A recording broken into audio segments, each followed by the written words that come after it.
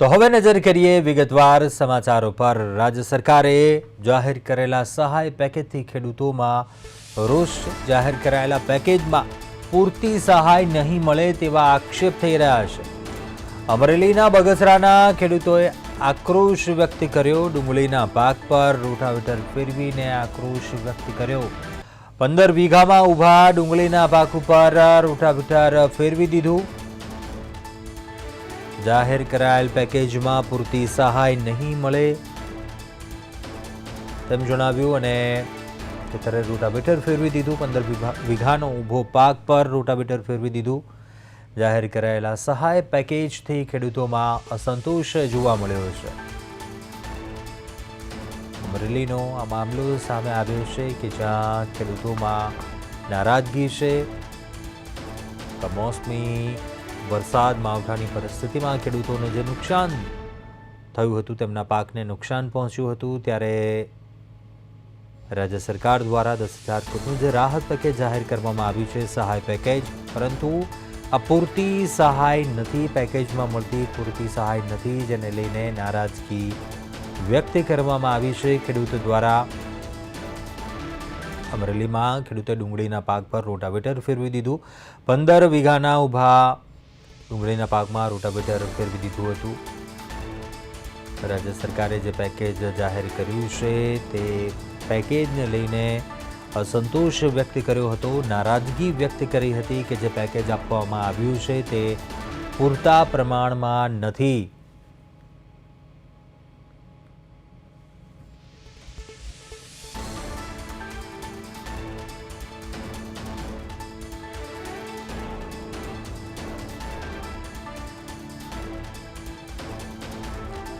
અમરેલીના બગસરાના ખેડૂતોએ નારાજગી વ્યક્ત કરી છે। રાજ્ય સરકાર દ્વારા જે પેકેજ જાહેર કરવામાં આવ્યું છે તે પેકેજ પૂરતા પ્રમાણમાં નથી તેવી નારાજગી વ્યક્ત કરી છે ખેડૂતોએ અને તેણે ડુંગળીના પાક પર રોટાવેટર ફેરવી દીધું। જે સહાય આપવામાં આવી છે તે સહાય ખેડૂતોને પૂરતા પ્રમાણમાં નહીં મળે। જાહેર કરાયેલા સહાય પેકેજથી અસંતોષ અને નારાજગી વ્યક્ત કરી હતી। 15 વીઘાના ઊભા પાકમાં રોટાવેટર ચલાવી દીધું અને પાકનો તે નાશ કર્યો હતો। ખેતરમાંથી 15 વીઘાના ઊભા પાક પર રોટાવેટર ચલાવી દીધું હતું। તો કે કમોસમી વરસાદ અને માવઠાની પરિસ્થિતિમાં અનેક પાકને નુકસાન પહોંચ્યું હતું, પરંતુ બીજી તરફ જે રાહત પેકેજ સહાય પેકેજ જે જાહેર કરવામાં આવ્યું છે, વધુ વિગતો સાથે સંવાદદાતા અશોક લાઈવ જોડાયા છે। અશોક, પાછલા કેટલાક મહિનાઓથી જે નારાજગીનો સૂર હતો ખેડૂતોમાં, ત્યારબાદ રાજ્ય સરકાર દ્વારા જે પેકેજ જાહેર કરવામાં આવ્યું, પરંતુ હજુ પણ ખેડૂતોમાં એ નારાજગી છે, હજુ પણ એ અસંતોષ દેખાઈ રહ્યો છે। જે દ્રશ્યો જે સામે આવ્યા, ડુંગળીના પાક પર રોટાવેટર ચલાવી દીધું ખેડૂતે, આ સહાય પેકેજને લઈને હજુ પણ નારાજગી ખેડૂતોમાં, શું વિગત? જે ચોક્કસ કહી શકાય છે કે હાલ અમરેલી જિલ્લામાં કમોસમી વરસાદને લઈને જગતનો તાત ક્યાંક ને ક્યાંક મુશ્કેલીનો સામનો કરી રહ્યા છે। સતત 8 દિવસ પડેલા કમોસમી વરસાદને લઈને ખેતી પાકમાં વ્યાપક નુકસાન જવાને કારણે ખેડૂતો ક્યાંક ને ક્યાંક મુશ્કેલીનો સામનો કરી રહ્યા છે। તેને લઈને રાજ્ય સરકાર દ્વારા હાલ 10,000 કરોડનું જે રાહત પેકેજ આપવામાં આવ્યું હતું તેને લઈને પણ ક્યાંક ને ક્યાંક ખેડૂતોમાં નારાજગી જોવા મળી છે। હાલ આપણે બગસરા તાલુકાના મોટા મુંજિયાસર વિસ્તારની અંદર છે, હું તમને હાલ લાઈવ દ્રશ્ય બતાવી રહ્યો છું। જે મોટા મુંજિયાસર વિસ્તાર છે ત્યાં ખેડૂતે અત્યારે 15 વીઘાની જે ડુંગળી છે તે પાક નિષ્ફળ જવાના કારણે ખેડૂતે અત્યારે રોટાવેટર ફેરવી દીધું છે। ખેડૂતોની પણ માંગ કરવામાં આવી છે કે હાલ જે અત્યારે પાક છે નિષ્ફળ ગયો હતો અને પાકની અંદર નુકસાની થવાને કારણે મુશ્કેલીનો સામનો કરી રહ્યા છે અને ખેડૂતો પણ ક્યાંક ને ક્યાંક માંગ કરી રહ્યા છે કે થોડો ઘણો જે પાક બસ્યો છે તેમાં તેને પૂરતું વળતર મળે, તો આગામી દિવસોમાં ખેડૂત છે તે પોતાનું વળતર મળી શકે તેવી પણ માંગ કરવામાં આવી છે। આપણી સાથે આ અંગે વધુ માહિતી માટે આપણી પાસે ખેડૂત છે, તેમની પાસેથી વધુ જાણવાનો પ્રયાસ કરી કે હાલ જે અત્યારે ડુંગળીનો પાક તમારો નિષ્ફળ ગયો, શું કહેશો અત્યારે? આ કમોસમી વરસાદના કારણે 15 વીઘાની ડુંગળી સાવ પતી ગઈ છે, જે બાફિયો લાગી ગયો છે, એના કારણે રોટાવેટર મારવું પડ્યું। રોટાવેટર મારતા હવે કોઈ જાતનું બીજું કોઈ પ્લાનિંગ એનું ઓપ્શન નહોતો રોટાવેટર સિવાયનું। અત્યારે જે સરકાર દ્વારા 10 કરોડનું જે અત્યારે સહાય આપવામાં આવશે એને લઈને શું કહેશો?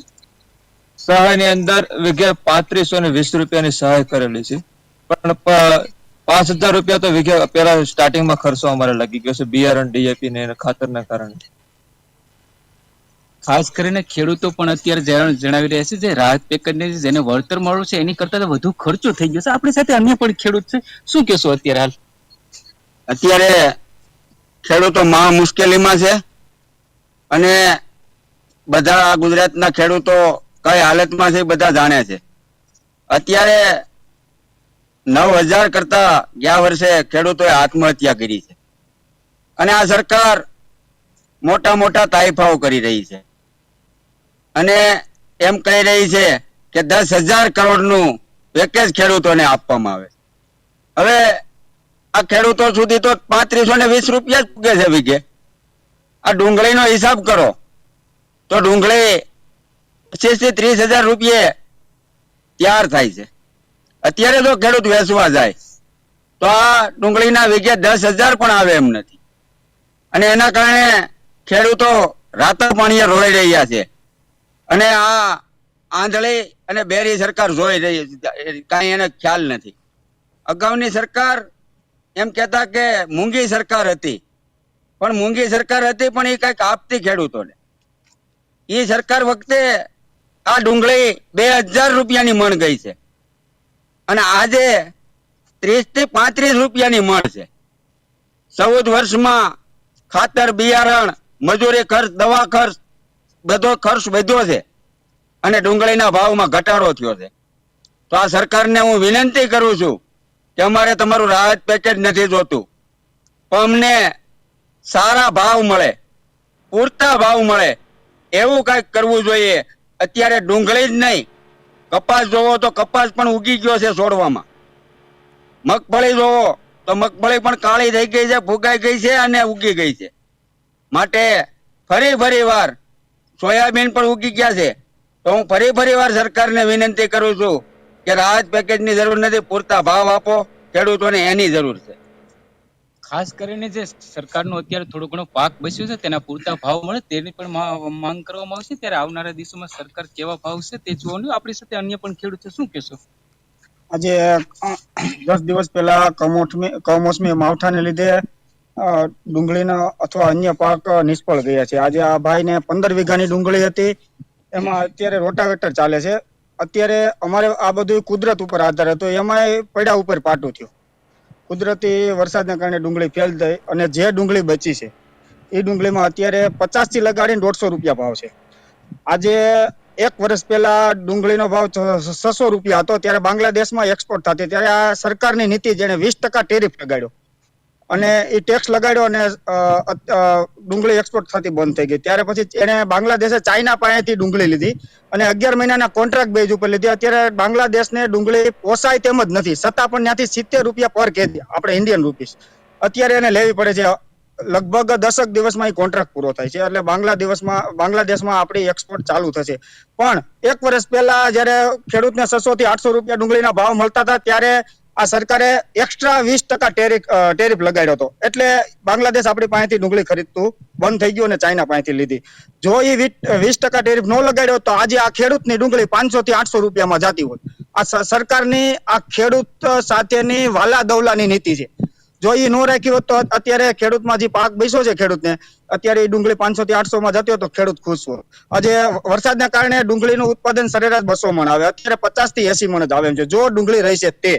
બાકી લગભગ 60 થી 70% ડુંગળી તો ફેલ થઈ ગઈ છે. માટે સરકારશ્રીને વિનંતી છે કે બાંગ્લાદેશનું એક્સપોર્ટ ચાલુ કરે.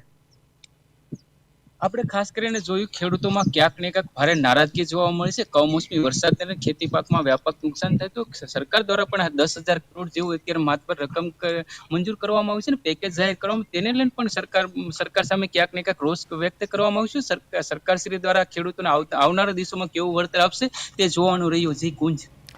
ચોક્કસથી અશોક, આભાર જાણકારી આપવા બદલ. તો અમરેલીનો આ દ્રશ્યો હતા કે જ્યાં ખેડૂતોમાં નારાજગી જોવા મળી છે. રાજ્ય સરકાર દ્વારા જે પેકેજ જાહેર કરવામાં આવ્યું સહાય પેકેજ, પરંતુ ખેડૂતોમાં હજુ પણ ક્યાંક અસંતોષ છે. ડુંગળીના પાક પર ખેડૂતોએ રોટાવેટર ચલાવી દીધું